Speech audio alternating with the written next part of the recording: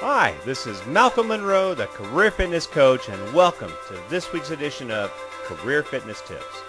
In the next few minutes, you'll get some new ideas, tools, tips, and techniques that are guaranteed to make you more effective in your personal and your professional life.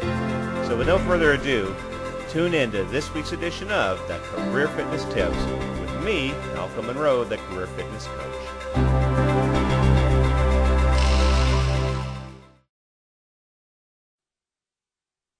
We're in a foreign country. Yeah, what do you do all day? Not that much. I thought that new promotion was supposed to be a lot more work. Yeah, when the season starts. Right now I sit around pretending that I'm busy. How do you pull that off? I always look annoyed. Well, when you look annoyed all the time, people think that you're busy. Think about it.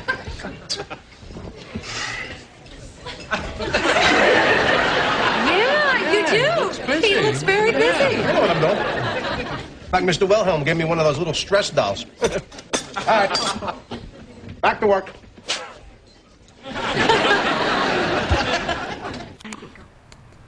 Well, welcome to this week's edition of the Career Fitness Tips. And I hope you enjoyed that video clip. That's from one of my favorite shows, Seinfeld, and one of my favorite episodes. Now, from that episode, you can probably see it takes a lot more to be an expert than just looking annoyed. And so this week, we're going to focus on the topic of being a thought leader. A thought leader is somebody who people will ask questions of and seek advice from because they tend to know what they're talking about. Now this week I'm coming to you from Hartford, Connecticut. I'm actually in my hotel here at the Marriott, and for the next 4 days I'm going to be doing a workshop for emerging leaders, showing them some things they need to do to become great leaders. And you get that kind of work when you've done something to establish yourself as an expert in the field or a thought leader.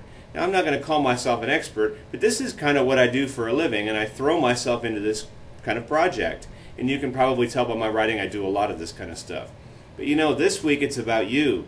And I'm very concerned when I look at our economy, and I'm very concerned about the amount of people who are not marketing themselves properly, number one, to find a job, or number two, for them to be able to advance in the job they already have. So this week we're talking about establishing ourselves as a thought leader. You do that by being an expert. How do you become an expert? We go back to that habit I've been drilling you on for months now, and that is to read. Reading an hour a day makes you an expert. And then it's other things. It's getting involved in associations where people like yourselves can start to learn the things about the trade you want to be in. And then it's taking yourself out where you start to write and you start to be out there where people ask you for advice. You know, it is a lot of work, but when you think about it, all the tools you need are right there. You can go to the library, you can find them on the internet, you can buy them in bookstores. But either way, educating yourselves makes you a thought leader.